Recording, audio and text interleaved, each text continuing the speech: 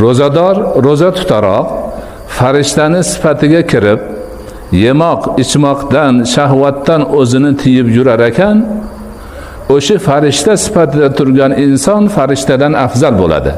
Nima uchun?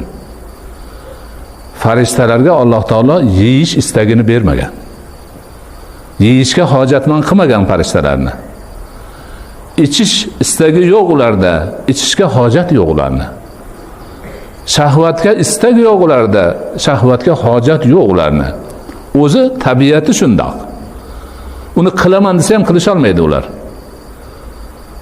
Bandachi, banda umri bo'yi yeb yurgan, ichib yurgan, shahvatga qiziqib, shuni demak huzurini tortib yurgan.